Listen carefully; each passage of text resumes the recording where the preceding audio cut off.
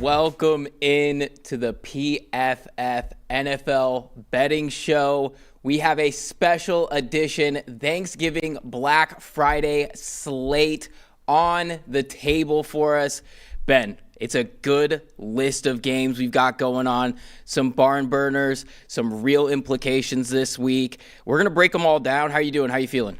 I'm feeling good. This is one of the best weeks of the year. We got 4 interesting games before we get to Sunday, and then some more later this weekend. So hard not to feel good this week. Yeah, I know, right? It's always great when you get a little extra football off the top. And of course, just a reminder for everybody out there who doesn't have your PFF Plus subscription yet, they are 40% off right now with the promo code Black Friday. That goes through December 1st. So hop in there. Time is running out. That's just $5.99 a month to get all access to the PFF player prop tool, to the mock draft sim, and to all the data trusted by all 32 NFL teams. So make sure you guys go check that out. And of course, also, make sure you guys go get DraftKings, the DraftKings Pick 6 app, and use promo code PFF in there to get some picks going. You could definitely turn $5 and get $50 back in Pick 6 credits, so make sure you guys go do that. And of course, Ben, right off the rip, we have a good game to get into. First and foremost, we have the Green Bay Packers heading into Detroit to take on the Lions. Roughly about -2.5 there for Detroit. Game total on this one, 49 points. What are you seeing in this one, Ben? Yeah, this is a tough one because I feel like both the Packers and the Lions this season have been shaky, especially against good competition, right? They're teams that we view as two of the better teams in the NFC. Hasn't always looked that way at times this year. At times they've looked dominant, at times not. They played back in week 1, and Green Bay thoroughly dominated Detroit in that game. Caveat, that was week 1, right? The Raiders lit up the Patriots in week 1. That was a long time ago. But I think there are some things to take away from that game, namely a lot of underneath targets for Jared Goff against this Green Bay defense. And that's something that we typically see against Green Bay from everyone. Their second lowest explosive pass rate allowed in the NFL this season. And Goff was forced to hold on to the football and take a lot of underneath passes in that game. His average time to throw was his longest of the season, almost 3 seconds, and he had a 4.2 yard average depth of target. Jahmyr Gibbs caught 10 passes. Right, they weren't able to attack downfield, and now you're coming into this game without Sam Laporta, who was their most productive in that Week 1 game against Green Bay. You're down some complementary pieces, like Khalif Raymond might not play. Brock Wright, Sam Laporta's backup, hasn't practiced, or was at least an estimated did not practice the first 2 days of the week on Monday and Tuesday. So I tend to side with Green Bay in this one because Jordan Love has been very good against man coverage this year. That's a big change that we've seen from their offense from last year to this season. They've been 4th in EPA per dropback against man coverage this year. That was 23rd last year. Part of that has been Jordan Love's more willing to scramble. Right? Maybe you get an over 10.5 rushing yard angle in there for Jordan Love. And Christian Watson's been a big piece of that too, coming back the last few weeks, especially against man coverage. He's been their most productive receiver against man coverage going back to last season, 3.1 yards per out run. So I like building some bets this week around Jordan Love having success in the air, throwing to Christian Watson, and Green Bay winning. Yeah, I love your take there. And when we talk about Jordan Love, he's actually the number 1 highest graded quarterback against man coverage now. He's moved up the board a little bit there. And you're right. And part of the reason why is Christian Watson coming back. And he's actually been playing great. He's gone over 45 in every game that he's been back. He's got 2.56 yards per route run against man coverage. So, and when we talk about what this Lions defense, they give up the 5th highest rate of explosive plays. And that's actually something that we saw when these teams matched up a couple years ago on Thanksgiving. In that game, the Packers won 29-22, and that was a game where the Lions were also an 8.5-point favorite. So major favorite right there. And that was Jordan Love's first season as the starter. He uncorked a 53-yard bomb to Christian Watson on the first play to open up the opening score, and they never gave the lead back. I mean, and that's sort of a microcosm of what we've seen from Dan Campbell as the favorite on Thanksgiving. They're 0-2, and that's sort of unusual because obviously they always play in Detroit on Thanksgiving. That's unusual for them because they hold the NFL's best cover rate at over 64% at home since hiring Dan Campbell. So it's really an interesting take here. But as you mentioned, it's been such a weird season for both of these teams on the spread, against the spread. The Lions have been a little bit better. They're 6-5, but I believe they've failed to cover 3 of their last 4. And then when we look at the Packers, they're 4-7. They go major stretches throughout the season without covering a game. The big difference, though, is that the Packers don't generally get points in games like this. A lot of times they're laying points, even on the road. But to be honest, I just see a big difference here in what we're potentially going to be able to see on the ground. I'm actually going a little bit of the different way. I'm going to go Detroit. Now that this game came underneath the 3, I'm going to take Detroit at -2.5. And the big thing is because one of the other reasons I think that Green Bay was so effective against Detroit in their last matchup was because they were able to just stuff the run. They did so well against the run. And I just don't know if I trust Green Bay to do that again on the road with how effective we've seen, especially a guy like Jahmyr Gibbs over the last 2 to 3 weeks. He has just been fantastic. So I really like to go the other way. Since Dan Campbell took over as the play caller, this team is first in EPA per rush and second in explosive play rate. And we've seen, some cracks in the foundation for Green Bay when they come up against the run. They're 38.9 positive EPA percentage on runs. I mean, it's right around about the middle of the pack in the NFL. And we've seen some solid production from backs over their last 5 games, about 4.2 yards per carry. And the big one here for me is 1.5 yards before contact. That's 24th in the NFL over the last 5 games. We saw Rico Dowdle have a big game against this team. This is one of those spots where I think Detroit tries to get the running game going, keep the ball out of Jordan Love's hands, and I think that they're going to have a lot more success in this one. Yeah, it's for Gibbs. It's tough for me to gauge what we can expect on the ground from him in this game because it's been super hot and cold. Like if you just look at his last 4 games, 25 yards against the Vikings, 142 against the Commanders, really bad run defense, 39 against the Eagles, 219 against the Giants, really bad run defense. I think the Packers are probably closer to the Eagles when you're looking at these defenses than the Commanders and the Giants. And they've done a good job of limiting explosives. 8.2% explosive run rate allowed this season. That is second lowest in the NFL behind only Denver. So I have a little bit more faith in Green Bay being able to bottle up the running game. Gibbs can break it against anyone, right? He's one of those backs who you can hit a 50, 60-yard run against any defense in the NFL. But I generally kind of side with Green Bay being able to hold down the Detroit offense a little bit here in this game, which is part of why I would lean the Packers. Right? It's not my favorite spread of these 4 games we're going to talk about, but I would lean that way with Green Bay. And it makes sense. Taking some of the points, it's 2 really good teams. Taking the points there makes sense. I'm going to lean the way of the home team, though, and I definitely get what you're saying there. It's going to be an interesting matchup because, of course, you got a little history, a little rivalry. There's going to be some bad blood, so can't wait for that one to pop off. One of my favorite things going into this week is like all of the favorite records on Thanksgiving and home team records on Thanksgiving, and a lot of that, especially if you go back 10, 15 years, it's just the Lions being so bad. Right? Yeah. So it doesn't really apply to current Lions. They've played in the most Thanksgiving games, obviously, for years and years. I think this is their 85th game on Thanksgiving, dating back way before the merger.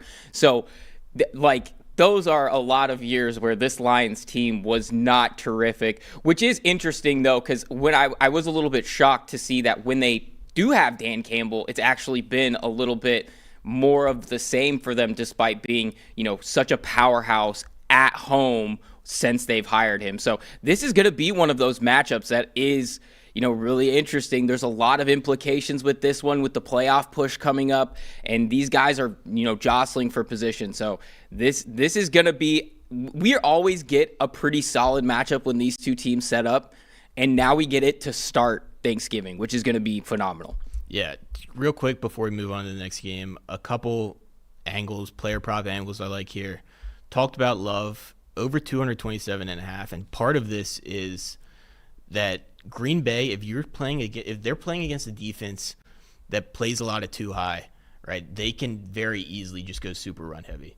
That's not what this Detroit defense does. If you look at their early down run rate rank in one-score games this season, against too high, it's fifth highest in the NFL, kind of to that point. If teams are showing too high safeties, Green Bay is comfortable just running into that. Against single high, that drops down to 18th highest. Right, so they're willing to throw the ball a little bit more against a defense like Detroit's, which will show a lot of single high safety, which will play man coverage. So I like his over there. And then if you're looking for a long shot touchdown, Ross Dwelley is a guy that I'm on. He's plus 900 on DraftKings right now. You can see some different prices at a few different places. But this is really just about Brock Wright potentially being out. Right, he hasn't been ruled out yet. His anytime touchdown is in the plus 300 mark. But short week, neck injury, estimated DNP on Monday and Tuesday. So if he gets ruled out, right, this price for Dwelley is going to drop a pretty good amount because he's going to be their de facto starting tight end. Detroit has the third most passing touchdowns to tight ends over the past 3 seasons. I think there's the potential for you to get a good amount of value here if he does become the starter. I love it. That's why we come to you, Ben, for the absolute degenerate ladders and the anytime touchdowns of the guys that most people watching this show have never heard of. Yeah, I mean, what's better than screaming at 1 p.m. on Thanksgiving because Ross Dwelley scored a touchdown and none of your family knows what's going on? That's what I'm going to be doing, hopefully, tomorrow. And I love your take with Jordan Love. Another one of the angles that I like there as well is the over on 18.5 receptions. He had 16 when they played last time, and this was a game where the Packers led by multiple scores for a lot of the game, and he only had 23 dropbacks. We've talked about it where they've been able to succeed against man coverages, and I think that they're going to be able to see some spots opening up in this one. This isn't another interesting matchup because there's a lot of guys in this game that just there's a lot of guys missing from this game that were in that last matchup. As you just mentioned, no Sam Laporta for the Lions. It's looking like, again, probably no Kirby Joseph. For the Packers, Tucker Kraft, Jaden Reed, who is gearing up towards a return, but it's looking like he's probably not going to be back for this one. So some guys are going to have to step up and make some plays, and it's going to be interesting to see Ross Dwelley dancing in the end zone for this one.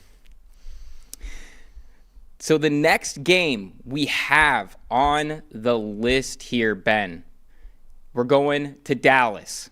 We've got KC heading into Dallas as 3.5-point favorites, 52.5 on the game total here. KC coming off a comeback win versus the Colts last week. I mean, it wasn't looking good for the first half.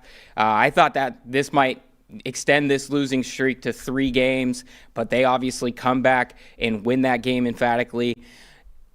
But, they've struggled against the spread recently. They failed to cover their last 3 games. They lost straight up on the road at their last 2 away games in Buffalo and in Denver, and they come into this one as the road favorite. When we talk about Dallas has covered each of their last 2, and that's coming off a big comeback win of their own as home dogs against the Eagles. Ben, what do you see in that matchup? Yeah, I think the NFL is celebrating that both these teams won last week, and this has some more real implications. But it's a good game. It's a good matchup, right? The spread's right in the field goal range. You have a high total. I think there's a lot of offensive potential in this game, obviously. And when you look at these two offenses, I think the kind of general perception is Kansas City's offense is underperforming. Dallas is flying high. But if you just look EPA per play, success rate this season, the Chiefs have been outperforming the Cowboys on a play-by-play basis on offense. This is still a top 3 offense in the NFL by pretty much any overall efficiency metric that you want to look at. So I think the big question here is, how much do you want to buy into the Cowboys defense being a significantly different unit after these additions that they got a few weeks ago? Right? You trade for Quinnen Williams, you trade for Logan Wilson, you get DeMarvion Overshown, you get Siobhan Revel, you get Malik Hooker back from injury. So they are more talented on the defensive side of the ball. But kind of this narrative that they're much better, I don't really know how much to buy into that after like a game and a half of good performances against the Raiders, who can't block anyone. Yeah. And against the Eagles, when Jalen Hurts averaged 8.6 yards per attempt in that first half. Like, the Eagles were able to throw the ball and move the ball on the Cowboys with ease in that first half. You get to the second half, obviously it's a different story. Eagles were shooting themselves in the foot with penalties a little bit. So I think the way I want to look at this game is I kind of want to buy the Chiefs offense against the Cowboys defense that through 10 weeks of the season we were talking about as clear bottom 2 unit in the NFL with the Cincinnati Bengals. So I think that Kansas City is going to be able to put up points in this game, and we're talking about the Chiefs. That's largely going to come through the passing game. Kareem Hunt had 30 carries last week, which is an insane number. That was partially just the Chiefs ran 90-plus plays. Yeah. And there was a clear weakness there with the Colts run defense without DeForest Buckner that they took advantage of a little bit more than you typically see from Kansas City. So I think we're going to see them tilt back to being heavy pass. Specifically, Xavier Worthy is my favorite player prop angle to target in this game. I think you saw him run a little bit more of a real route tree last week. His snaps have been creeping up a little bit. Marquise Brown down a little bit, Hollywood Brown down a little bit, and you saw more crossing routes. You saw more ins, outs, right? These kind of short to intermediate in and out breaking routes, where he's not just running clear outs. They're not just getting him scheme touches around the line of scrimmage, right? He's working the middle of the field. He's challenging vertically and then breaking it off. And against this Cowboys secondary, which even if you limit it to the past 5 games, still dead last in our average separation grade at cornerback, I think it's a spot where he's going to get open, right? And in a tight, what's projected as a tight game with a high total, his receptions line is set at 3.5, right? His yardage line is set right around 40. I think there's real upside for Worthy in this matchup against Dallas. You know, and you mentioned it. Hunt had 30 carries. Andy, can't we get Brashard Smith just one more carry? Just one? Like, that would have really helped me out just personally as a friend. Pacheco's back now, so yeah. So now that's out of the window. That's completely out of the window. But I want to talk to your point of the Dallas defense, and I'm a bit more bullish on this Dallas defense. I think that they are going to look a lot better. But you raise an excellent point that when we talk about this team, so over their last 2 games defensively, since making the changes, since getting a lot of the talent back, they are 8th in EPA per play allowed over that span. But a big reason, they are, I had the wrong week set. They're about middle of the pack in EPA per play. They're 12th. A little bit lower than expected. But a lot of that came from that game against Vegas where the Raiders just don't have the front to be able to stop a guy like Quinnen Williams. I talked about this at the time when there was some hype about can Ashton Genty do something on this defense, and I really was against that just because they don't have the guys up front to create that space for a running game.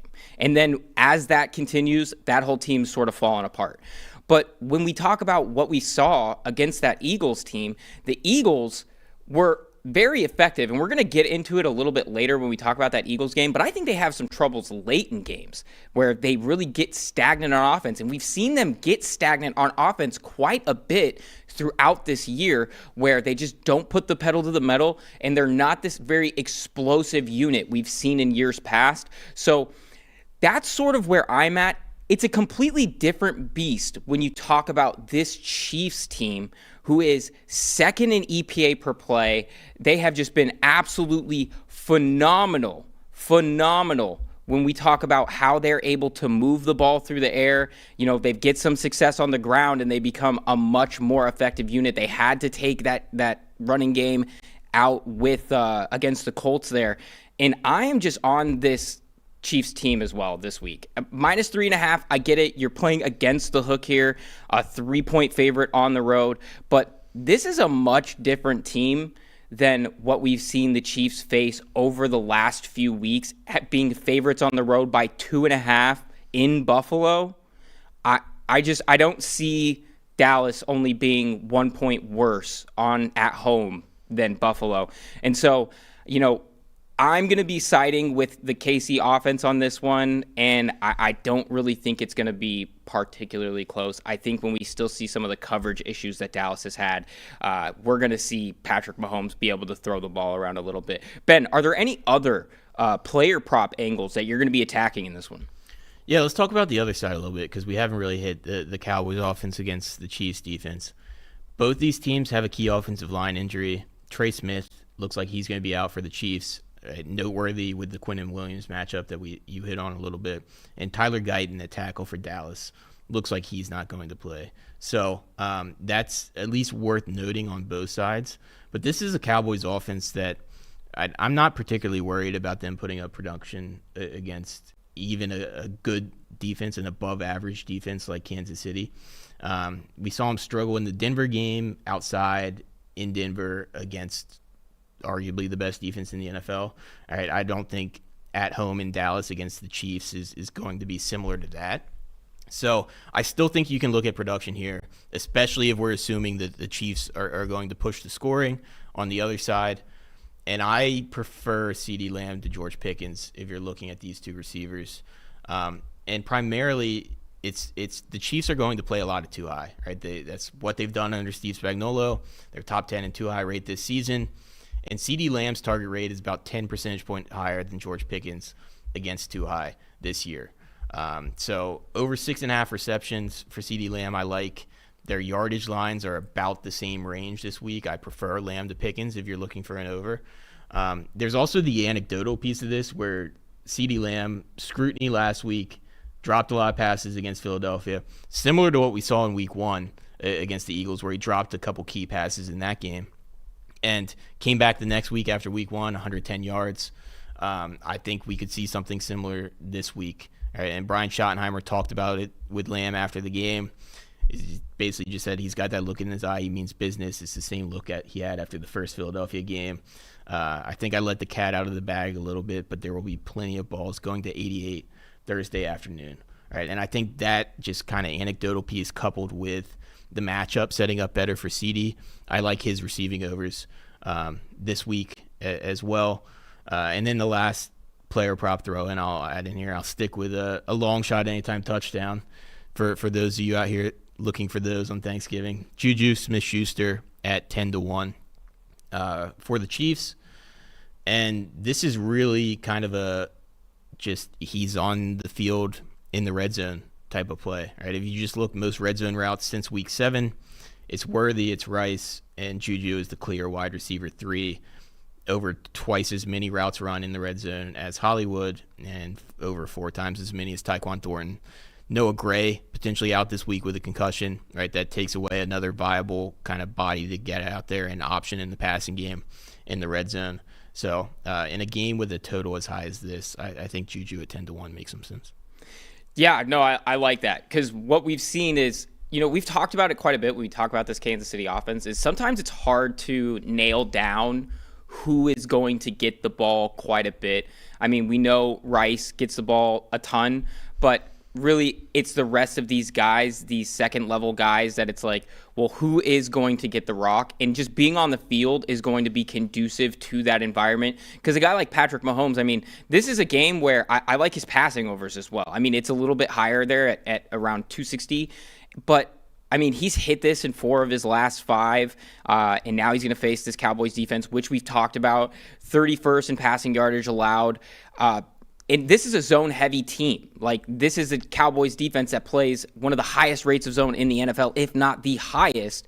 And this is Mahomes, who leads the NFL in EPA per play against zone coverage. I really like that. And then when we go to the other side there, you talked about CeeDee Lamb. I think another guy to watch for a little bit, because it is a little bit more anecdotal. It is a little bit more the football cliche. But when the Chiefs come into this one, they're going to say, okay, who do we really want not to beat us?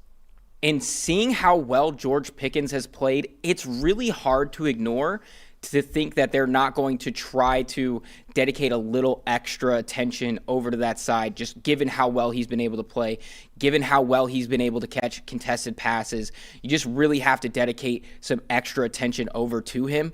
We have CeeDee Lamb. I think that they're both going to be guys that where this Chiefs defense is like, hey, these are two dudes that can really beat us. I like what we might be able to see out of Jake Ferguson. I mean, his line is only about 30.5 yards, and I know that there's been a bit of a lull in usage, particularly after getting CeeDee Lamb back, but this is a guy who was a target monster early in the season, and now he's getting a little bit more back into rhythm. He's had a pair of 50-yard performances over his last 3 games, and he faces this Chiefs defense that is really about middle of the pack in defending tight ends, and we've seen that sort of creep up more in recent weeks. They surrendered more than 30 yards receiving to 4 tight ends in their last 3 games. So I'm liking what we might be able to see from Jake Ferguson in this one as well. A lot of offense. It's good offense game. That's why we have a big game total here. 52.5 is a monster, is an absolute monster of a game total. And we're going to jump into, we only have a couple more games, and they're just going to get better from here. But first, Ben, we have to talk about Fabric by Gerber Life. As a parent, we do everything we can to set our kids up for success in the future. Academics, team sports, college admissions. But what about getting started financially when they're out on their own? Fabric makes it easy for you to set up an investment account for your child now that grows with them and helps prepare for their financial future. There are some things school doesn't really teach you, like how to handle the financial world, or that you have to plan now for a successful future later, and that includes your kids, and Fabric makes that easier for you to set up. Fabric by Gerber Life was designed by parents for parents and makes it easy to plan and manage your family's financial future. With a kids investment account from Fabric, you can start investing in your child's future today. Funds can be used to nearly anything benefiting your child, from tuition and books to summer camps and after-school activities. And when they're adults, they can use the funds for their first home, a new car, or even to start a business.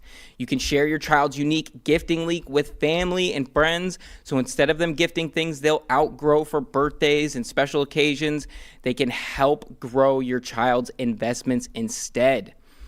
Fabric has partnered with Gerber Life, trusted by millions of families like yours for over 50 years. Join the thousands of parents who trust Fabric to help protect their family. Start investing in your child today at meetfabric.com/PFFNFL. That's meetfabric.com/PFFNFL.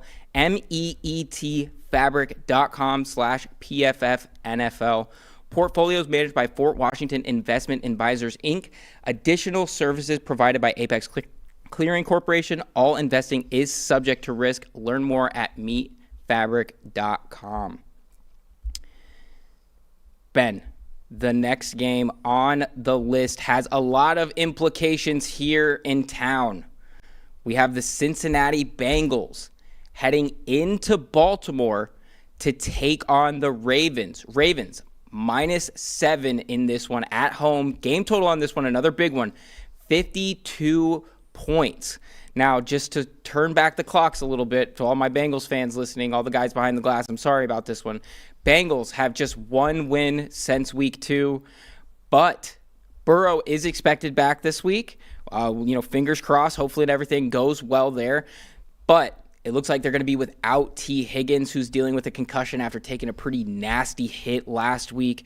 And on the other side, the Ravens riding a 5-game winning streak. They look like a brand new team and a brand new defense from what we saw early in the season. Ben, what are you making of this matchup? Yeah, I mean, if there was ever a get-right spot for this Ravens offense, this is it. All right, this Bengals defense, one of the worst we've seen in years. They're allowing a touchdown on 33% of drives. That's the highest mark through 12 weeks since the 2020 Lions. And I think the Ravens need this kind of matchup because I haven't been super impressed by what they've shown offensively since Lamar Jackson came back from injury, right? And it's clear he's still somewhat banged up. He's on the injury report every week with a different lower body injury, like knee, ankle, foot or toe this week. It's clear when you look at some of the underlying numbers for Jackson's play that he's not 100% right. Specifically, his play under pressure, 36 passing grade under pressure this year. That's second lowest in the NFL. He's been third highest the 3 years before that. He's taking more sacks. He's not running as much. You look since returning from injury in week 9, he has 7 designed runs, excluding kneels, for 21 yards in 3 games. All right, so this is a Ravens offense that needs a spark, and I think they can find it this week against Cincinnati, just given what we've seen from their defense. They're still down Trey Hendrickson, so you're not super worried about that pass rush putting Jackson in a lot of pressured situations. They've really struggled against the run. Right? They've allowed 500-yard rushers this season. They're 30th in EPA allowed per run play. So sets up nicely for a game where the Ravens can just hand off to Derrick Henry a bunch, right? And you can get a lot of production from him. Also like taking a shot on a big Keaton Mitchell play. Had a big run against the Jets last week that got called back for a penalty. Looks like he has that same kind of burst and explosiveness that we saw a couple years ago before the bad knee injury. So like them potentially working him in more there. You can get 40-plus yards at plus 459 when I looked at it yesterday. And then the tight ends. Right? I've been targeting tight ends against the Bengals all year. If you just look at passing or receiving yards allowed to tight ends this season, the Bengals have given up 962 yards. No other team in the NFL has given up more than 800 to tight ends this year. They've given up 90-yard games to 4 different tight ends. They've given up 110-yard games to 3 different tight ends. Right? And these aren't all like starters, elite tight ends. Pat Freiermuth's on that list. Colston Loveland's on that list. So I actually like Isaiah Likely is one of my favorite player prop angles on this slate. His line's right around 25 yards. I'm going to be pushing that out in the alts market for him. Hasn't been super productive the last couple weeks, but he's still seeing the field. He's played about 55% of the offensive snaps the last 3 weeks. And he has yards after catch ability. And the Bengals dead last in yards after the catch per reception allowed. So I think this is a game where we could potentially see a spike week for Isaiah Likely.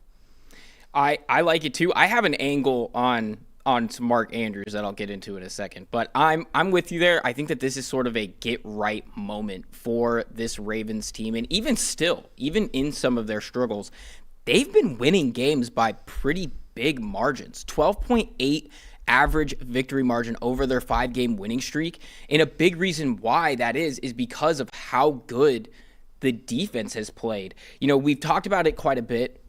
As of recently, since week 6, when they moved Kyle Hamilton back closer to the line of scrimmage, this team is 4th in EPA per play allowed and 3rd in successful play rate allowed.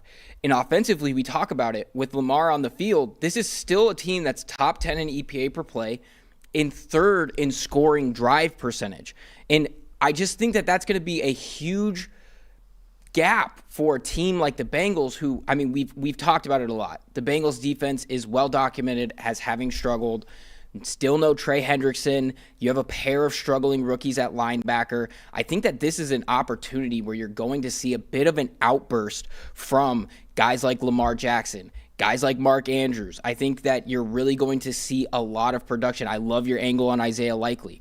So one of the angles that I'm going to be going with actually is going to be Mark Andrews anytime touchdown. Not a long shot. It's not a 10-1 like some of these ones have that Ben has pulled out of the bag here.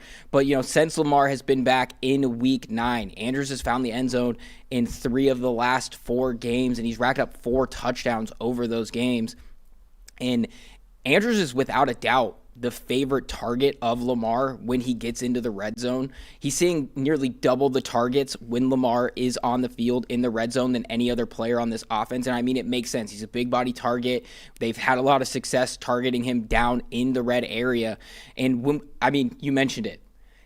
I don't know if there's a team that's worse at covering tight ends than this Bengals team. And they have really, really struggled to keep tight ends out of the end zone. They've surrendered the most tight end touchdowns to the position in the NFL this season. So that's going to be an angle that I ride with. And then I'm also going to take Lamar Jackson to go over 25.5 rushing yards. He's only gone over this line once since he returned, but we know he's an uber athletic guy, and he can really take advantage of a defense like Cincinnati who has struggled. And this is actually going to be his lowest rushing line of the season at 25.5 yards. I mean, I feel like that's a shoe-in versus a team where the Bengals have allowed over their last 6 games 20 or more yards to every passer not named Aaron Rodgers. And I think we can sort of understand why. So again, it's the rookie linebackers. These guys are really struggling to get a hold of it. I like for Lamar Jackson to go over. Do you have any angles that you're looking with Cincinnati, or is there anything that you're seeing on that side? Yeah, talking about the Ravens defense being much improved, it's kind of like I do think they're improved with how they've adjusted their personnel and they've gotten healthier. Obviously, they had a lot of injuries on defense early in the season, but also they've played the Browns, the Jets, the J.J. McCarthy Vikings the last 3 weeks, right? Your numbers are going to look good against those offenses. So the one thing I'm kind of hesitant on with Cincinnati is, like, there's potential that Burrow shows a good amount of rust coming back off an extended absence. We've seen the Bengals struggles on offense early in the season, even in some situations with beyond Burrow, just high-end quarterbacks in their first game back from injury. We've seen a little bit of rust there. We've seen it recently with Brock Purdy. Like, even though his numbers were good against Arizona, tape wasn't necessarily great, and then he really struggled against the beatable Carolina defense last week. So I think there's some potential of that there for Burrow. But I also think that the Bengals are going to be able to put up enough points to keep this game competitive. And the targets are going to be more narrow, right, without T. Higgins. So Jamar Chase, like, this sets up as a massive Jamar Chase game. He had 190 yards in both games against the Ravens last year, and he's going to get a whole lot of targets in this matchup, right? And there are beatable parts of this Ravens defense on the back end. Jamar Chase has had success against Marlon Humphrey. Marlon Humphrey's not exactly been playing well this year at cornerback for the Ravens. So I do, even though the line is high, I do like the over for Chase in this game. And then if you're looking at some of the complementary pieces that could step up, Mike Gesicki is probably the one that stands out the most. 25.1% target rate versus man since the start of last season. Ravens are 6th in the NFL in man coverage rate. Going to be more opportunities without T. Higgins for him.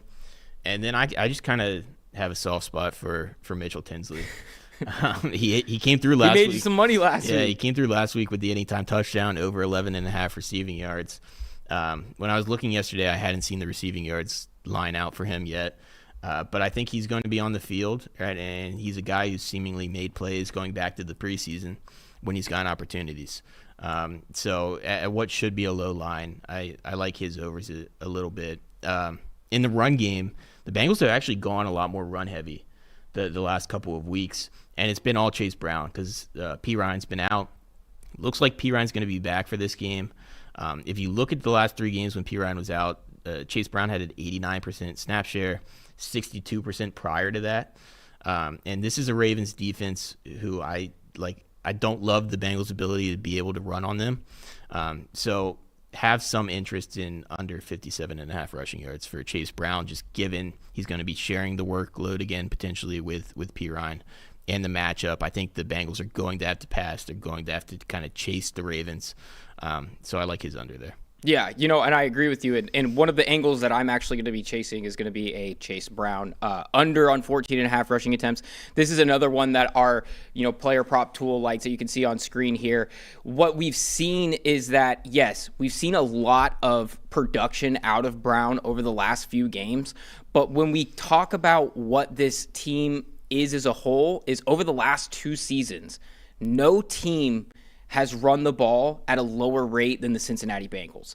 And I think that really comes down to a situation where Joe Burrow has full control of this offense, and he is comfortable to get into passes when he wants to. And I think that they're just going to continue to be a pass-heavy offense up against a Ravens offense where, like we both anticipate this being a get-right game for them, where they can explode on the scoreboard. And when we talk about what Chase Brown really has and what he's going up against, it's going to be a difficult matchup. They're pretty porous up front. They still struggle to run block. And when we talk about the Ravens defense, since that move that I continue to allude to with moving Kyle Hamilton up, I mean, it's not just moving him into the slot. He plays in the box. He plays linebacker. They love to get him in this double mug look and then run stunts off of it. I think that you're going to see a big opportunity for that defense to shut them down early on the run and then make this offense one-dimensional. Against the run in EPA per play, the Ravens lead the NFL since they've made that change of moving Kyle Hamilton closer to the line of scrimmage. So I'm liking Chase Brown to go under 14.5. And, of course, if you guys want to go get our PFF player prop tool, use promo code BLACKFRIDAY to get 40% off now, good through December 1st. And that is going to get you access to all of that data, all of those insights, as well as the mock draft simulator and premium stats, which gives you data that is trusted by all 32 NFL teams. Again, that is promo code BLACKFRIDAY. Ben, what's your favorite thing on the table on Thanksgiving? You turkey guy? Not a huge turkey guy. I'm more hitting the sides. A big corn pudding fan. Okay, like that's a strong one. Yeah. Obviously mac and cheese, right, and green beans. Like the sides are definitely the star of Thanksgiving. Well, we need to change that a little bit for you. See, I'm trying to cater a movement where we move away from turkey. Probably like the third best bird to briskets, steaks. Yeah, I'm all in favor. I love it. And we're doing it. With Omaha Steaks, we can get you into that right now. Whether you're sending an unforgettable gift or treating yourself to everyday perfection, Omaha Steaks delivers the world's best steak experience. Gift USDA Choice, certified tender steaks, juicy burgers, cozy and convenient comfort meals, and so much more. And now, during their cyber sale, get 50% off site-wide and an extra 20% off select favorites at omahasteaks.com. Don't miss the best deals of the season and exclusive limited time offers.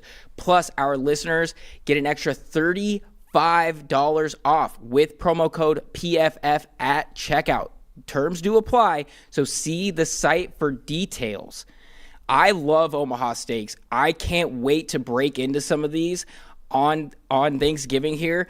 I'm new to Cincinnati, so I'm going to be riding a little bit solo this year. So I'm going to throw myself a steak on the grill, and I'm going to be living life. It's going to be a great time. And I love it. 5 generations of uncompromised quality. It's backed by an unconditional 100% money-back guarantee. Omaha Steaks is America's original butcher since 1917, and I'm getting in on it. I love it. I would be all for an Omaha steak at Thanksgiving. I think we're living. I think we changed the game and moved towards a steak Thanksgiving.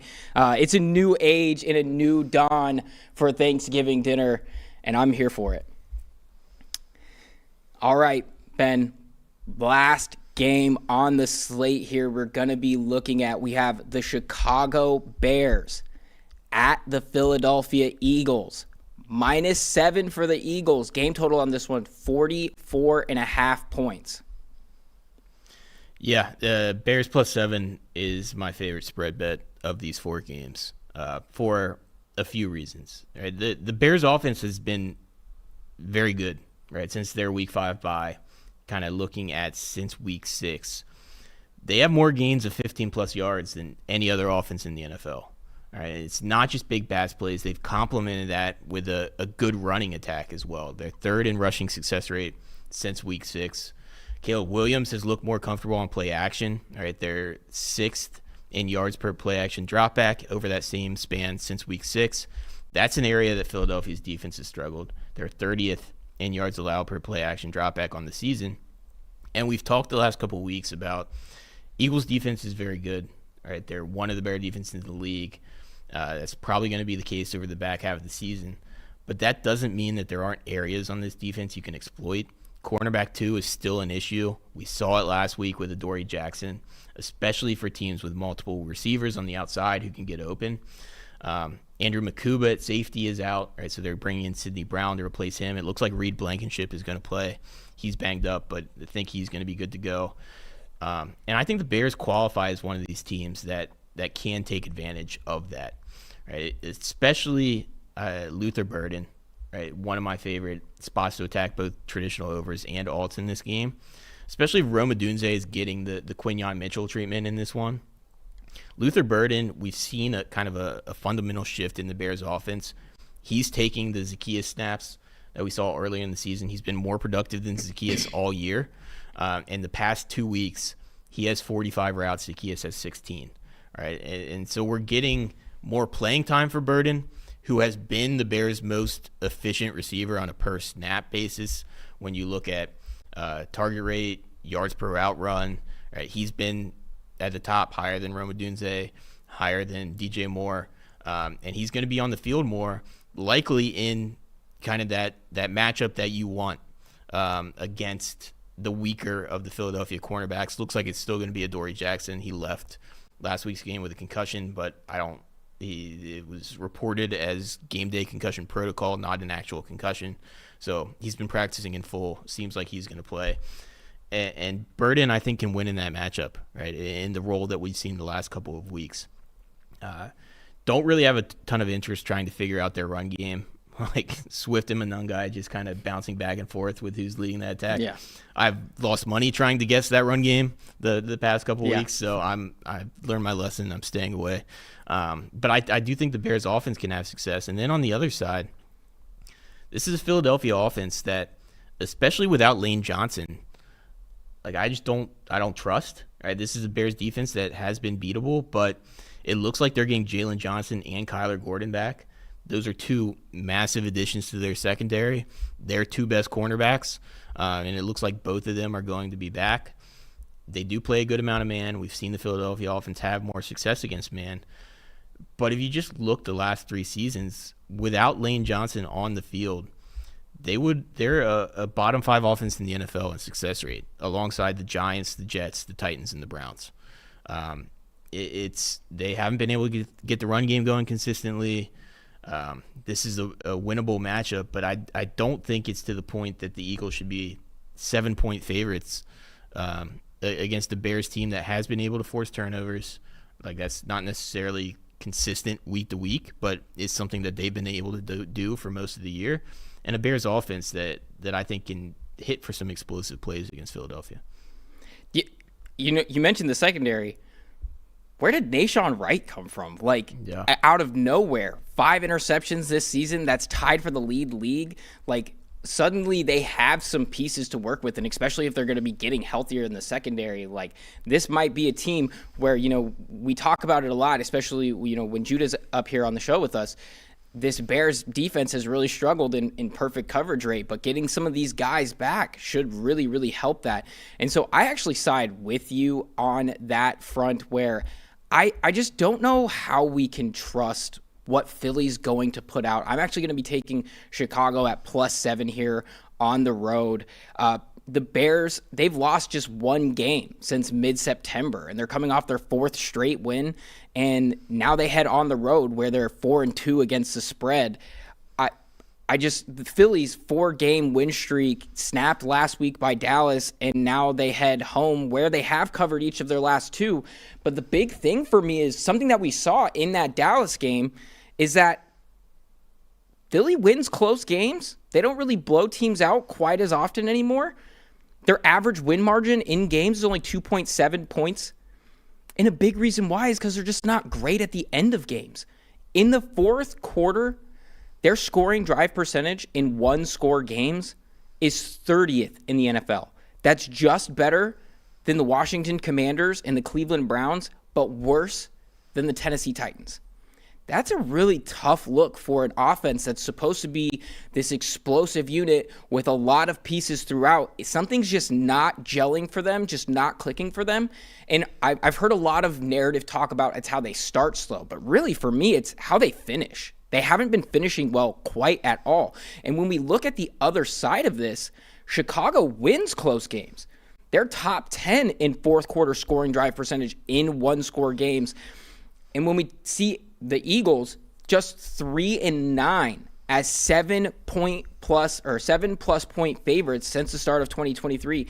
And that includes a 1-2 against the spread mark this season. I mean, that's not really a great look for them where they're going to be able to function at a high level, laying this many points. I don't think that this line should be as high as it is.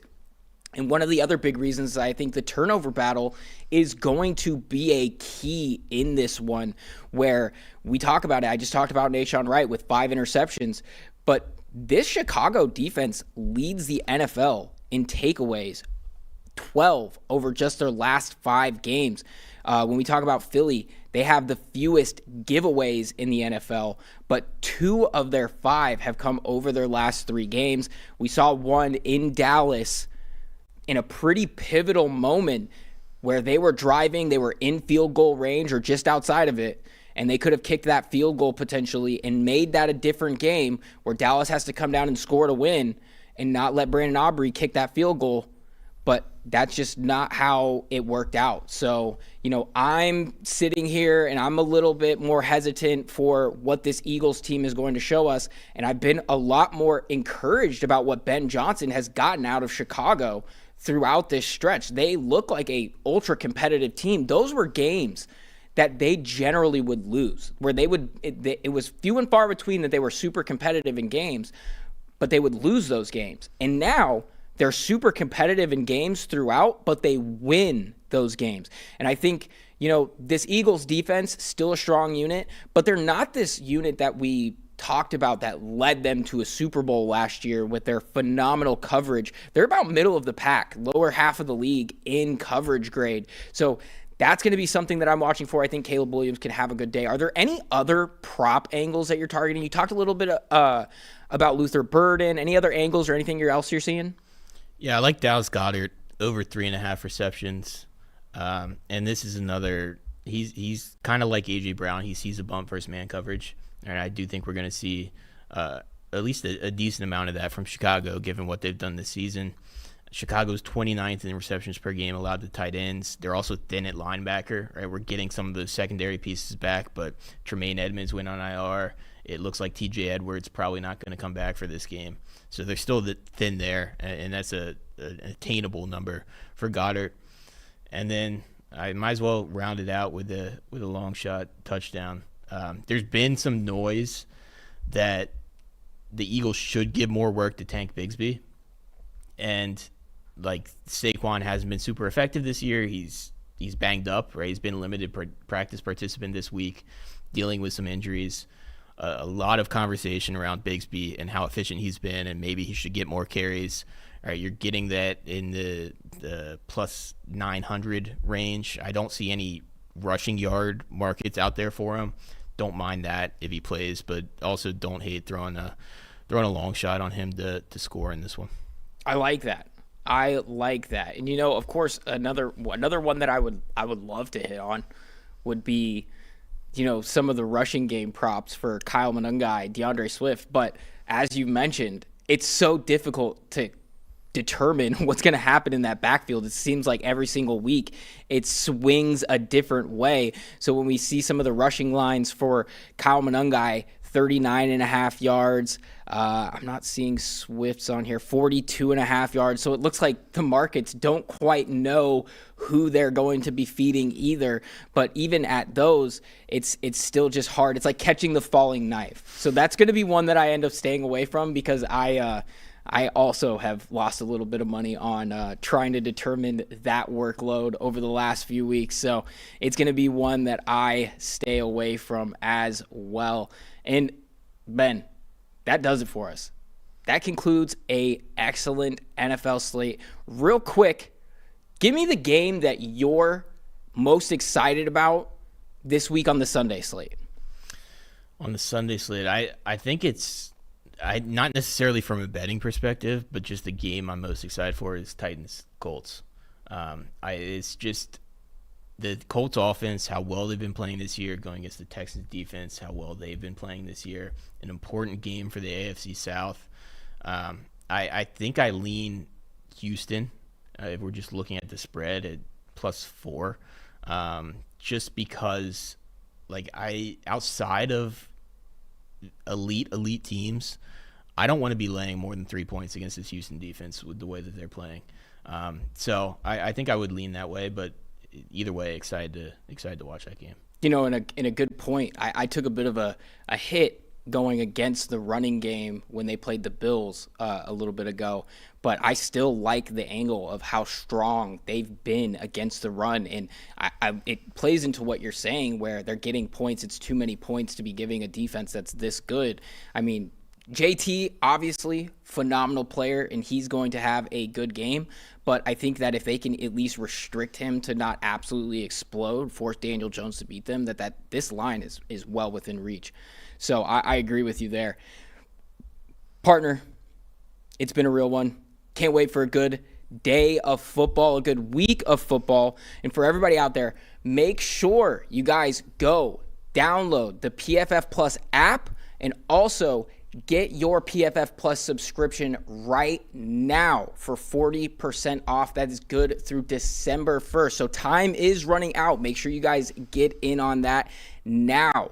And of course, that gets you access to our PFF player prop tool, which you guys have seen throughout the show, and of course get you the mock draft simulator. So if your team is not in the playoff race, make sure you go get in there. It's got a lot of new features, custom boards, and a lot of notes and other new tools and new treats for you guys to go check out. So make sure you guys go hit that up. And of course, it gets you access to premium stats, the data trusted by all 32 NFL teams. For Ben Linsey, I'm Mason Cameron. For the guys behind the glass, Ty, Quinn, Eli, it's been real. And until next time, everybody, happy Thanksgiving, good night, and good luck.